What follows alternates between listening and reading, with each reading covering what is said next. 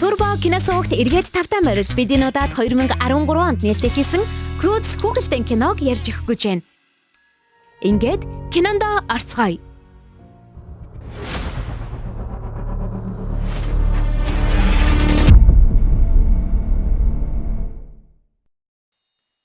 Нар гарах болгонд шинэ өдөр, шинэ эхлэл эхэлдэг. Өнөөдөр өчигдрийнхөөс ч илүү байна гэдэг итгэл найдвар. Гэхдээ миний хувьд тийм биш. Намайг Ив гэдэг. Энэ бол манай гэрийнхэн Крузчууд. Бид нар агуу хүмүүс л дээ. Ихэнх үеэ агуудаа өнгөрөөдөг. Шүн өдөр шүн. Бид хоол олох гэж агуунаасаа гардаг ч гэлээ. Золтой л өөрсдөө элдвийн амьтдын хоол болчдгоо. Биднэрт хурш байдаг байсан л та. Гэхдээ тэд авраг амьтанд гიშгүүлж, могоонд залгуулж, шумууланд хатгуулж, ханиад тусаад үхцгээсэн. Бид нар Крузийнхэн л аавынхаа ир бэраар бас дөрмийг яс дагдгаас нь амьд үлдсэндээ шин зүйл болохгүй, сониуч байж болохгүй, шүн гарч болохгүй, ер нь тэгэл хөгжилтэй гэсэн бүгд л болохгүй. Энэ бол миний амьдрал. Гисэн хэдий ч нэгэн түүх бидний амьдралыг хормын дотор өөрчилсөн. Тэр нь юу вэ гэвэл дэлхийн төгсгөл ойртож байсан юм. Гэх Ибийн танилцуулгаар Крузийн адал явдалт түүх эхэлдэг. 3 өдрийн турш агуудаа байсны эцэст нэг юм агуунаасаа зохиуцгаадаг. Грог буюу өрхийн тэргүүн. Эхнэр 3 хүүхэд болон халам ээжийнхэн хамт амьдардаг. Эхнэр нь Ага, том хүү Тонг, удаах нь Иб, харин хамгийн бага охин нь Сэнди. Грогийн бүхэл үгийг ягштал дагдаг нь том хүү Тонг. Харин бусд нь хагас дутуул дагцгаадаг. Грог гэрийнхнээ 1, 2, 3 гэж тоолтол нэг дутаад байна шүү. Тэгсэн хатам ээж нь ахгүй. Эхнэр нь ээжигээ дуудаад агуунаас хариулдаггүй. Гэтэл хатам ээж нь одоо ч амьдаараа гэд хангинаад гараад ирлээ. Их л цоглог имээ юм уу та. Харин Грог үүнийг сонссноо хатам ээждээ битүүхэндээ дургу. Хатам ээж нь ч түүнийг одоо ч тарганаараа гэд ёчлно. Тэд өглөөний хоол олж идэх санаатаа агавнаасаа явж хэдэн 10 км-ийн цаана нэг юм өглөөний хоол болох байн дээрээ ирлээ. Энэ нь авраг шувууны өндөг. Тонк төрүүлж аваад өндгөө булаах гэтэл байхгүй. Авраг шувуунд мөргүүлээд тас өндгөө алдчихлаа. Араас нь баг охин Сэндигээ гаргалаа. Хүүе хүүхэд гэсэн авраг шувуутай ан ман гүйжэдэг шүү. Хажуугаар нь ядаж яхад өөр амьдч тэр өндгийг нь идэх санаатай булаацалдана. Имэж бас дутхгүй сайн гүйжээ шүү. Гэхдээ л энэ нэг цөөр чоныг барсангүй. Харин Иб бол гэрхнээсээ хамгийн хурдтай, хүчтэй сэргэлэн бас овсгоотой. Өндгийг авч зугтаж чадлаа. Тэд өндгөө аваад бөөнөрөө зугтаж байсан биш санаандгүй авраг ирвсийг сэрээчлээ. Тэд ч бөөнөрөө авраг заан дээр зүүгдэн араас нь хөөж байсан амьтдаасаа зугтаж чадлаа. Бөө юм болсны эцэс нэг юм гэрийн бараа зохиж өндгөө хувааж идлээ. Ганц өндөг яаж 6 хүнд хүрхүүтэй? Аммандчгүй, хамардчгүй. Нэг амсах төдий болоод л дууслаа гэж. Гэтэл аль хэдийн орой нар жаргах болчих. Тэд ч яран харахгүй болохоос өмнө гэрийн зүг гүйцгээв. Агуудаа орж ирээд ариун цэврээ сагцгаалаа. Үгүй сагцгаанч гэжтэй хэд тоосоо гүйцгээв. Харин Иб нар жаргах эцсийн мөч хүртэл агуудаа орохгүй санаатай. Сүүлд хоцорж үлдчихээл өндөр хатанд ургасан мод руу авирсан шигэ. Хаана юу дуграад байна гэж сониучрах нь. Аав нь хараад шок. Өглөөлн дуулуулан байж нэг юм дургуухан агуудаа орж ирлээ. Грог гэр бүлийн уур амьсгалыг засахын тулд оройн үлгэр ярихаар болов. Учир нь гэрийнхэн нь оройн үлгэрийн цагт үнэхээр дуртай. Грог түүхээ ярьж эхлэхдээ энэ бяцхан баавгайг Криспи гэдэг. Тэр нэгэн цагт амьд байсан. Түүний амьд байгаа нь аавынхаа үгэнд ордог, дүрм журмыг мөрддөг, бас харанхуун айдас дунд байснараа л гол нууцнаага. Гэвч Криспид нэг асуудал байсан нь тэр сониуч зангаар дүүрсэн явдал байсан юм. Нэг өдөр тэрээр модонд сониучрхан авираад орой дээр нь нэгэн шин зүйл хараад өгчээ. Бас л хэрцгий төгсөж байгаа шүү. Түүний ярьдаг үлгэр болгоно нь бүгд нэг л төгсгөлтэй. Сониуч зандаа хөтлөгдөн шин эсвэл өөр зүйл хийвэл үхэн. Энэ нь бараг л тэдний гэр бүлийн урай үг. Тэд оройн үлгэрээ дуусгаж унтахаар бөөгнөрдөгч Иб ганцаараа унтахыг илүүд үздэг. Шүн дундаг хачин чихтэй чимээнээр Иб сэрж маш хачиргалтай зүйл олж харав.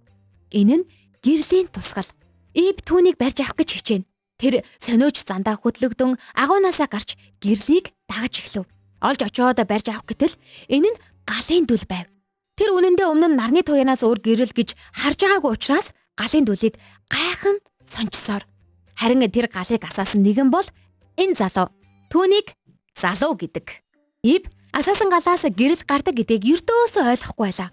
Гал өрдөөж гэрэл түүнээс нь гардаг гэхийг энэ үеийн хүмүүс хараахан мэддэггүй байж л дээ. Ив залуу хоёрыг гал гэж юу болох талаа ярилцаж байх зур. Грог Ивийг агуудаа байхгүйг анзаарав. Араас нь хайхаар гарав. Залуу Ивэд дэлхийн төгсгөл ирж газар хуваагдаж байгаа. Бас ингэхдээ газар чичирхийлдгийг харсан талаараа бас үүнээс зүхтэн маргааш руу явж байгаагаа хэлдэг. Ив түүний юу яриад байгааг юроос ойлгосонгүй. Залуу түүнээс хамт явахыг нь ятгадаг. Ив юугээл анхаарсан хүнтэйгээ явж байх үү? Мэдээж татгалзна. Залуу харин яран түүнд хэрэг болох юм бол үүгээр намайг дуудаарай гэд нэг хясаа атгуулад маргааш руу хөтөллөө. Аав нь Ивийг олж хамтдаа харьцаалаа. Ив юу болсон талаараа гэрээхэндээ уулзуугүй юу нэг залуутай таарлцсан талаараа ярихад Грог тэрийг сонсоод гөмөн дурамчих юм байна. Түүний өгсөн хясааг үзүүлтэл шин зүйл яавч сайн биш гэд бөөнөрөө нийлээд бяцлаад хайчив. Тэднийг маргаж явах оронд газар чичирхийлж анцаа үүсэж эхэлдэг. Тэд агуу руугаа яарсан ч тэдний агуу тэр чигтээ нуран унаж хадны цаанаас тэдний хизээж хараагүй шинэ ертөнц гараад ирхэн тэр. Шин зүйл тэдний хувьд маш аюултайд тооцогддог. Гисэн хэдий ч тэд буцах гэр хорогдох газаргүй. Тэдний араас байнга л дайрч байдаг магчин амтан гарч ирж тэд сонголтгүй болж өмнөөс нь гарч ирсэн шинэ газар руу үсэрлээ. Ийхүү энэ хачин жигтэй шинэ газарт аюулгүй агуу болохоор аян замдаа гарцгаана. Тэдний хувьд шинэ газрын юм бүхэн нь хачин жигтэй аюултай санагдаж байлаа. Грог гэрийнхнээ тэргүүлэн тэднийг замчилсаар тэд замдаа нисдэг яст мэлхий сармагчин аврах том хөл газар дээрх халим ногоон ирвэс гэх мэт ёстол зүсэн бүрийн амьтдтай таардаг. Тэд ч ногоон ирвэсийг хармуугүй юу ойгоос зүхтан гардаг. Харин ногоон ирвэс харахгүй болохыг анзааран гинтэл тэндээс зүхтаад явчихна. Зөвхөн ирвэсч биш. Тэнд байсан бүх амьтад харанхуугаас нуугдаж байна. Учир нь юу вэ гэвэл энэ сүрэг улаан шувууд харанхуун цагаар сэрж араатан амьтдыг хормын төдөл нухаад аждаг магчин шууд байх нь л дээ. Крүцийнхээ яахаа мэдэхгүй магчин шуудын хоол болохын даваан дээр Ив үгсэн амьтны эвэр олоод түүгээрээ залууг додов. Залуу эвэр бүрээ хангинах зүг рүү харахад улаан шувууд тэнгэрт бөөгнөрсөн байгааг анзаарлаа.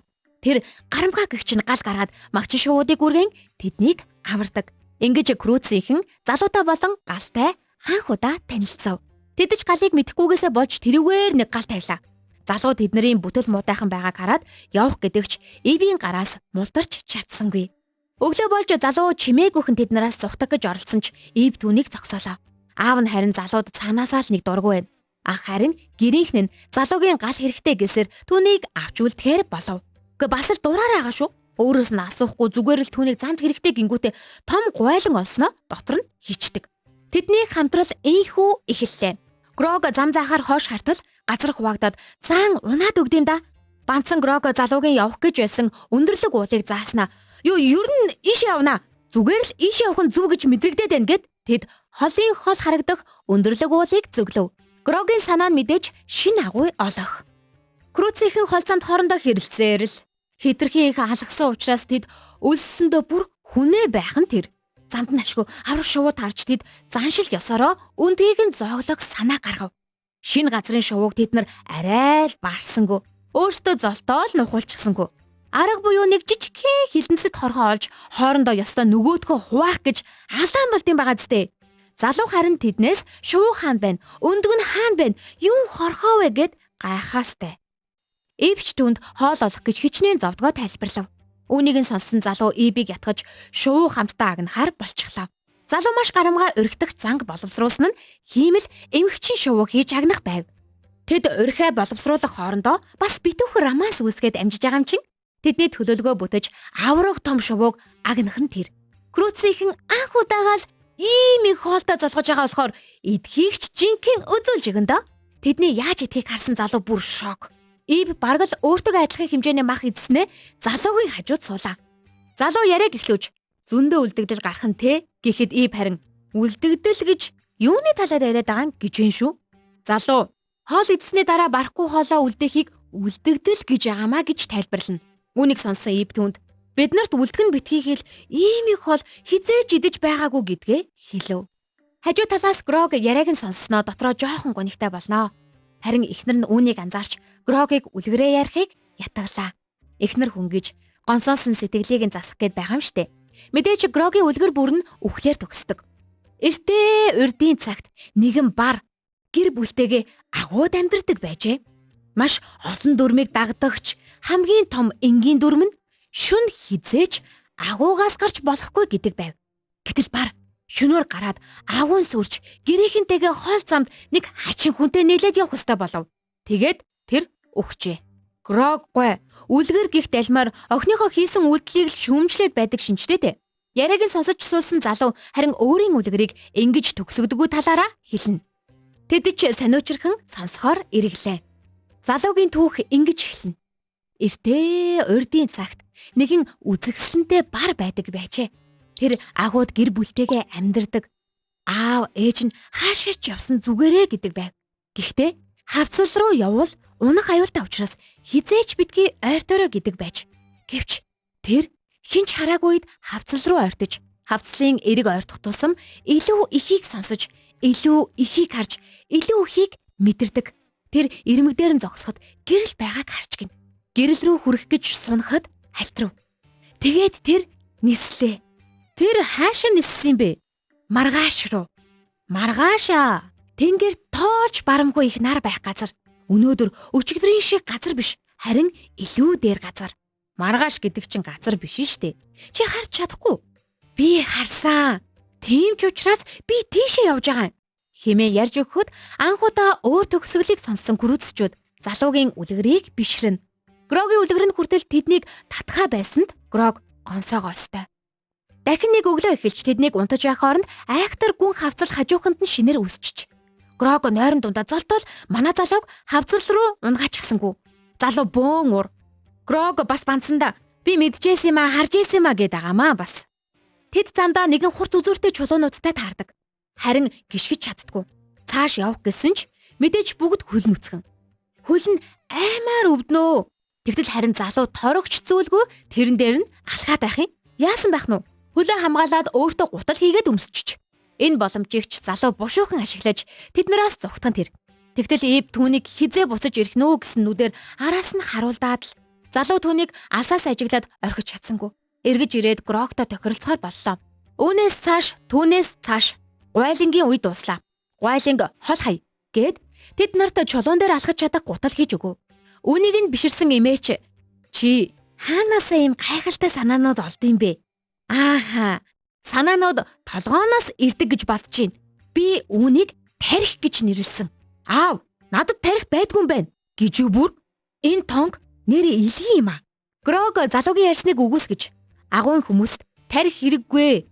Биднэрт хүч байхтал болно гэсээр тэд аялалдаа үргэлжлүүлэн орлоо. Ирэх замын турш Грог хүчээр үзэх гэсэн газар бүр залуу арга ухаанаар шийдээд хэлбэрхан даваад гардаг. Грог харин ард нь бүтэл муутайхан л залуугийн санаануудаас татгалзаад л юм шүү дээ. Тэд урдаа асар том төөрдөг байшин мэд хадан хавцалтай тулгарлаа. Залуу хүн бүрт хисаа атгуулан салж явах санаа гаргав. Энэ арга нь хурдан гатлаа зогсохгүй замын дунд хийнэг нь асуудалд орвол нөгөө нэг нь тусалж болохоор тэр юм байна. Үүнийг сонсон Грог эрс эсэргүүцдэг. Тэдний маргасан маргаагүй газар чичиргэлж тэд аргагүй эрхэнд хуваагдаж явхаар болов. Грог, залуу, Тонг, Ив ганцаараа харин эмээ, Сэнди, Ага гурав хамтдаа. Эмээ тэргүүтээ баг замдаа асар том амтан иддэг цэцэгтэй таардаг. Гэтэл нэгэн мэлхий хилээ цэцэг мэд болгоод магчин цэцэгсийн дунд зүгээр л алхаад гарчдсан байна. Тэд хэдий айсан ч мэлхийнээс санаа аваад цэцэг толгой давглаад гатлаад ирдэг. Алтны дэрэгдэх гой шаарлаа гэхчээр санаа гаргаад шин зүйл туршдаг болсон байж тээ. Тонг хэдий айдастай бүтэл муутайхан явсан ч эцэст нь бүр нохоотой болчоод төөрдөг хавцлаасаа гараад ирлээ. Залуу Ив хоёр аялын турш улам мэлүү дотносоор хавцлаа торох юмгүй гараад ирлээ. Бүгд гараад ирвүү гэтэл ганцхан Грог л нэг замаасаа урагшилж чаддгүй. Нөгөө хэрэггүй гэсэн хисаагаа жинхэнэ ашиглалтын байгаа зү. Ага түүнийг олохоор буцдаг. Шүн болж тэд бүгд баяртай түүх ярьцгаасан шигэ. Мэдээж Грогоос бусдсан шүү дээ. Бүгд модон дээр хоног төөрүүлэх гээд авирцгаасан байв. Грог харин дөнгөж хавцлаасаа Агатай ирчихсэн. Түүнийг тоох хүн нэгч байдаггүй. Эхнэрээ хүртэл уурлуулад хайх юм. Оройн түүхээ ярих гэсэн ч сонсох хүн алга. Залуу тэдэнд модны оройноос тэнгэрт гэрэлтэх оттыг үзүүлээд түүний очих гэж зорж байгаа маргааш бол энэ шиг гэрлээр дүүрэн аюулгүй газар болохыг нь хэлдэг. Тэд ч агууд байхаас илүү залууг дагахыг хүсэж байгаа бололтой. Ив эмээ хоёр залууг дагахаар шийдчих. Ага Гроггүйгээр маргааш руу явахыг хүсдэггүй. Эмээ харин Грог тэднийг хамгаалах ямар ч арга, шин санаа байхгүй хэлдэг. Ага нөхрөө өмөөрөх гэсэн ч Грогийн шин санаа гаргаж байсан санаад олдоггүй. Үүнийг нь Грог бас нууцаар сонсоод байгаамаа. Маргааш гэтэл Грог төрөл арилжсан. Нэг л их шин санаагаар дүүрэн хүн. Бүслөвч гэд могоо зүүж үзлээ. Гутлын оронд чулуун дээр өнхөрөх нь хурдангийн шүү. Зурхийн оронд чулуун мөргөж дүрсээ гаргаж байна. Нарнаас хамгаалах гэд модоор нарны шил хийх гэд нэг үзлээ. Энэ санаанууд нь нэг л явцгүй. Ямар ч нэмэргүй. Эмээ бол цоглог байна өө, хараад харин хөгжөөд байгаа юм шүү. Тэдний аялал дуусаж нөгөө өндөр уулын бэлдээ хүрээд ирлээ. Тэднээс гадна бусад амьтдч ийшээ дайжаад байхан тэр. Тэдний ард газар хөдлөх улаан лава улам илүү хайрцаар. Тэрийг харж сандарсан Грог нэгэн агууг хараад бушуухан л тийшээ орох гин. Ив болон гэрийнхэн нь харин агууд хорогдохыг эсэргүүцэв. Грогоос бусд нь залууг дагахаар шийдлээ. Үүнийг сонсож тэсэлгүй Грог тесэрч залууг хөөж гаргадаг. Тэд хоёулаа хөөцөлдсөөр санаандгүй халуунхаар давирхаанд унчив. Грог гарах гэж тэмцэлсэн ч залуу харин буугаад өчөж. Гэр бүлийнхний өмнө нь хар давирхаад унаад үхэж байсан юм байна л та. Тэд үнэн сэтгэлээс хоорондоо ярилцаж чаддаг. Грог залууг урамшуулснаар залууд гарах санаа орж ирнэ. Энэ нь тэднийг хойноос нь дагаж байсан ногоо ирвсийг өөрсдөө хийсэн эм ирвсээр өргөтөн татуулах байв. Грог залуу хоёрч гар нийлж чаддсан байна. Санаанч бүтэж тэр хоёр хар давирхаанаас мултарч чадлаа. Ногоон ирвснээс ч мултрав. Тэд бүгд маргааш руу хамтдаа явхаар болцоож уулын орой руу гүйлдэнэ. Тэнд тэд үүлнээс дээгүүр үүл тэдний хөл дор нартай уулзаж харагдана. Энэ л залуугийн яриад байсан маргааш байж нарыг унаад маргааш руу. Гэтэл тэдний хооронд газар хөдөлж урагш алгах газаргүй маш том хавцал үүсчив. Залуугийн зориг зүрх мохож итгэл найдвар нь унтарлаа. Ага агуу руу бусдыгаа шамдуулдагч Грог дотроо нийгэм тооцоолоод бодож байснаа тэдэнд хандан үүнээс цааш харанхуу гэж үгүй. Нуугдагчгүй, агууч гэж байхгүй. Энэ бүгдийн утга учир нь юу вэ гэж үү? Гэрлийг дагах. Би өөрчлөгдөж чадахгүй. Надад шинэ санаанууд байхгүй. Гэхдээ надад бэр чадал маань байна. Харин одоо та нарт хэрэгтэй зүйл нь энэ гэд өөрийгөө золиослохоор болдог. Залууг эхлээд хавцлын нөгөө эреглүү шидлээ. Тэр амжилттай газардав. Түүний араас Тонг, Агаг, Сэндитэ тэгээд эмээг шидтэл одоо ч амьдараа гэж цоглог газардаж байгаанда хамгийн сүүлд Ив тунаж үлдлээ. Харин Ив аавыгаа орхиод явахыг хүссэнгүй. Грог Ивийг аргадаж тэр хоёр эвлэрнэ. Хавцал улам томорсоор Грог Ивийг яран хавцлын нөгөө тал руу шидлээ. Хавцал томорч, газар хөдөлж, галтуул дэлбэрч Грог агуу олж орлоо. Агуу маш харанхуй байсан учраас Грог гал асаах гэж оролдоно. Амжилттай. Гэвч түүний гэр бүлд иргэдэн байсангүй. Тэр гэр бүлээ санагдсаар агууд ногоо ирвэс хамт байсан байл та. Грогч түүнээс айж өгөх гэж байна өө. Гэтэл хөөрхийн ногоо ирвэс том битэл болохоос маш их айж гин. Грогийг тэрврээд ойр байх гэж хичээнэ. Хавцлын цаанаас хисаагаар бүрээдгэн сонсогдлоо. Грог сандран тэдэнд муу юм тохиолджээ гэж бодсоор хавцлыг давахын тулд анх удаага шин санаа гарах гэж хичээдэг. Бүм. Түүнд шин санаа төрлөө. Ногоо ирвэстэйгээ хамтраад халуун хар давирхаагаар авраг амтнаас үлдсэн ясанд түрхлээ. Ямар гэж санаа сэдэд байгаа юм бол доо. Нөгөө айхтар магчин сүрэг шуудыг өөрлөгөө галзан хүн шиг дуудаж гарлаа. Тэд ч мэдээж өөрсдийг нь өдөөд байгаа хоол руугаа хөөх нь ойлгомжтой. Зүгтах замдаа Грог аврагтай модоор галт бамбаа хийгээд авлаа. Шуудыг ойртоход Грог ногоо ирвэстэйгээ нөгөө ясан дотроо нуугдаж амжив. Харин магчин шууд түүний түргсэн халуун хар давирхаад наалтчих нь тэр. Ингээд Грог шин нисдэг төхөөрөмж бүтээчдэг юм байна. Нөгөө галт бамбаагаараа харин шуудын замыг замчлах систем бүтээчих.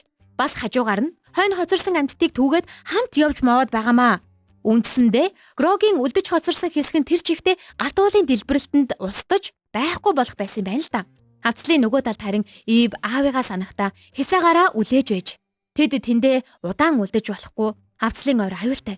Гэр бүлэрээ бүгд хамтдаа Грогийг дурсан хисаагаа бүрээднэ. Грог харин тэдний зүг чиглэн ямар аюул хаана нэ гэд орилсоор хар үүлэн дундаас гараад ирлээ. Ив аавыгаа "Аава, танд ч гэсэн би хайртай" гэд түүнийг тэрвэрч бүгд халуун бүлээрээ хамтдаа тэрвэрлэнэ. Грогийн аварсан амьтдаас заримыг харж баярлан, заримыг нь харж гайхан бүр айн. Тэд цааш хөдөлж урд байх газрыг харахад энэ нь далайн эрээг ногоо модоор дүүрсэн маш үзэгсэлэнтэй газар нутаг байхан тэр. Ив шин түүхээ ярьж байна. Намайг Ив гэдэг. Харин энэ бол манай гэр бүл. Крүцчүүд бид агуу хүмүүс байхаа болсон. Дэлхий аюултай, хэцүү хിവэрэл байгаа. Гэхдээ бид давж гарах нь дамжиггүй. Учир нь бид харанхуйд байх дүрмээсээ өөрчлөгдөж чадсан. Аав маань надад хинч өөрчлөгдөх боломжтойг харуулж өгдөг. Бид одооноос эхэлж гэрлийг дагах болно. Ингэж хэлээд өнөөдрийн кино маань төгсдөг. Турбо кино суугтай хамт байсан сонсогч үзэгч танд баярлалаа. Бидний санал болгож байгаа киног та заавал бүрэн ихээр нь үзээрэй. Ингээд дараагийн кино хүртэл түр баяртай.